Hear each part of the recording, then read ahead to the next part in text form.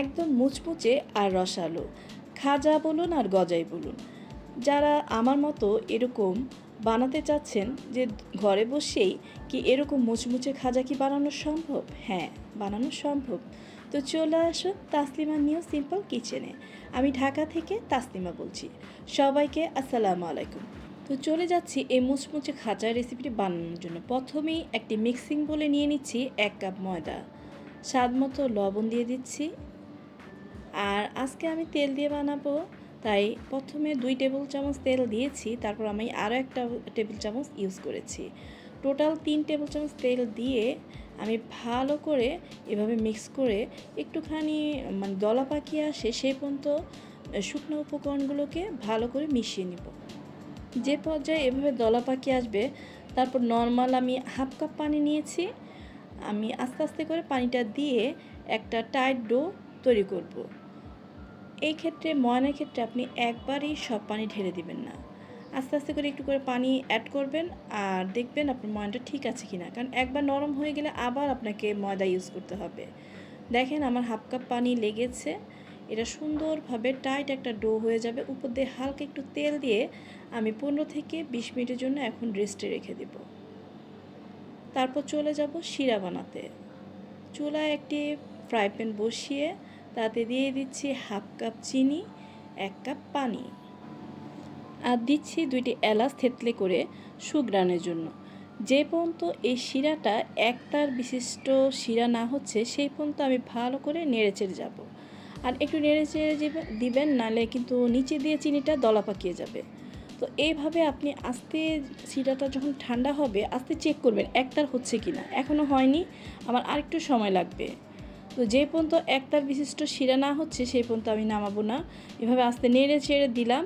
তারপর এক পর্যায়ে আমার হয়ে গেছে, দেখেন কি সুন্দর শিরাটা হয়েছে। আমি ঘন না পাতলা না এরকম শিরা করেছি। এই ফাঁকে আমার ডোটা একদম পারফেক্টভাবে ময়ান হয়ে গিয়েছে। দেখেন কি সুন্দর।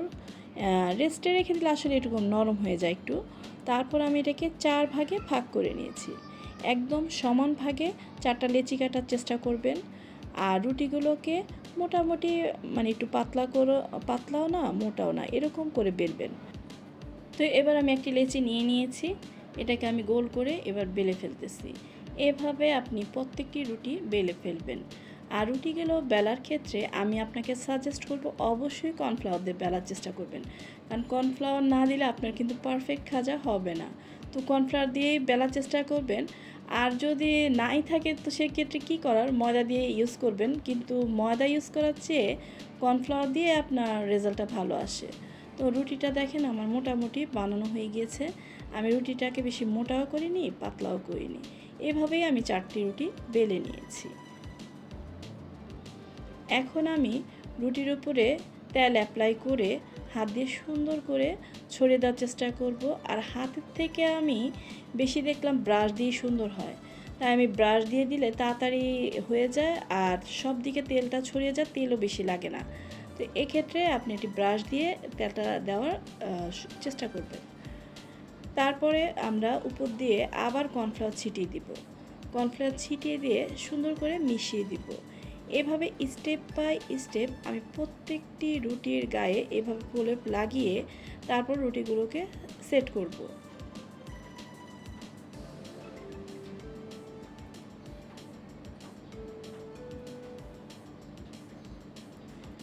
রুটিগুলোকে একটার উপর একটা দিচ্ছি আর সেমভাবে তেল দিচ্ছি আর কর্নফ্লাওয়ার দিচ্ছি, দিয়ে আমি ভালোভাবে মিশিয়ে দিচ্ছি।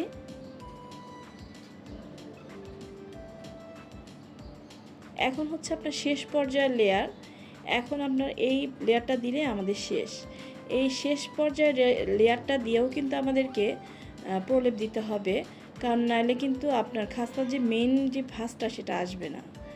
আর আপনি যখন রোলিং করবেন তখন আপনাকে খেয়াল রাখতে হবে কোনো দিক দিয়ে যেন কোনো ফাঁক ফোকর না থাকে, তাহলে কিন্তু আপনার খাজাটা ভাজার সময় খুলে যাবে। তো এই ক্ষেত্রে আপনাকে খেয়াল করে একদম টাইট একটা রোলিং করতে হবে। প্রত্যেকটা দিক দিয়ে আস্তে আস্তে করে আমি যেভাবে স্ক্রিনে দেখাচ্ছি ঠিক এই নিয়মে সুন্দর করে পেঁচিয়ে আনতে হবে। আর এখান দিয়ে একটু পানি দিয়ে দিব জানি আমার ভাঁজটা খুলে না যায়।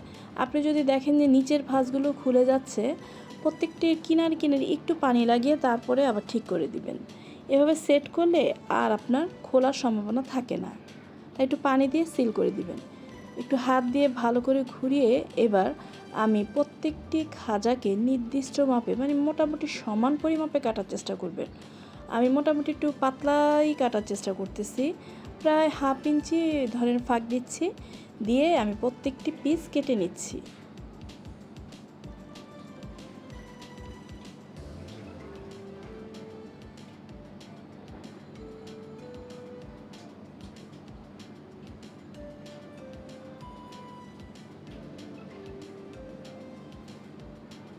দেখেন আমার কি সুন্দর ভাঁজ হয়েছে ভিতরে।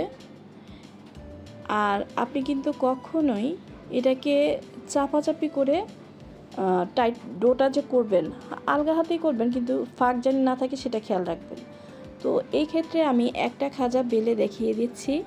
হালকাতে প্রেস করে তারপর আপনি চাপ দিবেন, চাপ দিয়ে আস্তে আস্তে করে মানে কোনো প্রেশার দিবেন না, হালকা আলতোভাবেই বেলে নেবেন। এভাবে প্রত্যেকটি খাজা আমি বেলে নিব, নাহলে কিন্তু আপনার লেয়ারটা কিন্তু পরে খুলবে না। যদি জোরে চেপে বেলেন কিন্তু খুলবে না। তাই হালকা হাতে প্রেস করে আলতোভাবে আপনি বেলে নেবেন। আমি আরেকটা দেখিয়ে দিচ্ছি, ঠিক এই নিয়মে হালকা হাতে বেলে নেবেন।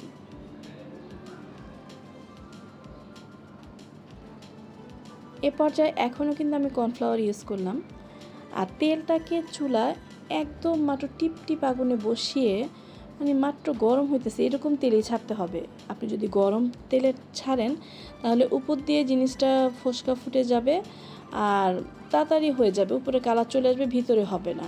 তাই আমরা যেরকম সিঙ্গারা ভাজি একদম অল্প আগুনে, ঠিক সেরকম করে আস্তে অল্প আগুনে এভাবে ভাজতে হবে আর উল্টিয়ে পাল্টিয়ে দিতে হবে। আর যখন প্রথমবার আপনি উল্টাতে যাবেন দেখবেন যে ভাঁজ মনে হয় খুলে খুলে আসছে, আসলে খুলবে না। এটা ভিতর থেকে একদম মুচমুচে হবে। আর যখন গরম তেল হয়ে যাবে আর খাজাগুলো তখন দেখবেন ভেসে উঠবে, ফুলে ভেসে উঠবে। 8 থেকে 10 মিনিটের ভিতরে দেখবেন আপনার ভাজা হয়ে গিয়েছে। এরকম মুচমুচে লাল করে আমি খাজাগুলোকে ভেজে উঠিয়ে ফেললাম। দেখেন কি সুন্দর হয়েছে। এ পর্যায়ে আমি এখন দ্বিতীয় ব্যাচ দেওয়ার আগে চুলাটাকে অফ করে দিব। এই কারণে আমি দেখাচ্ছি, কারণ অতিরিক্ত গরমে যদি আপনি খাজাটা আবার দেন, ওই যে বললাম না ফুসকা ফুটে যাবে, তাই ফুসকা ফোরানো যাবে না। আপনি অল্প আগুনে আস্তে করে ছাড়বেন, কিন্তু প্রথমে আগুনটা নিভিয়ে পরে আবার 1 মিনিট পরে আগুন জ্বালিয়ে দেবেন। এখন আমি শিরাতে দিচ্ছি। শিরাটা গরমও থাকবে না আর ঠান্ডাও না, মানে এমন পর্যায়ে থাকবে। আর আমার খাজাটাও ঠান্ডা পর্যায়ে থাকবে, গরমও না ঠান্ডা না। এভাবে দিয়ে বেশিক্ষণ লাগে না, আমি দিয়ে তাড়াতাড়ি উঠিয়ে ফেলবো। তাড়াতাড়ি উঠিয়ে আমি সার্ভ করে আপনাদেরকে দেখাবো। শিরা ঢুকে যায়, কোনো ব্যাপার না, কিন্তু আপনি বেশিক্ষণ রাখলে কিন্তু এটা নেতিয়ে যাবে। তাই আপনি কি করবেন, তাড়াতাড়ি দিয়ে উঠিয়ে ফেলবেন, এটা ভিতর পর্যন্ত একদম শিরা চলে যায়। তো এরকম নিত্য নতুন রেসিপি যদি দেখতে চান আমার চ্যানেলটিকে সাবস্ক্রাইব করে আমাকে সাপোর্ট করবেন আর দোয়া করবেন যেন আমি নিত্য নতুন রেসিপি নিয়ে আপনাদের সামনে হাজির হতে পারি। আল্লাহ হাফেজ।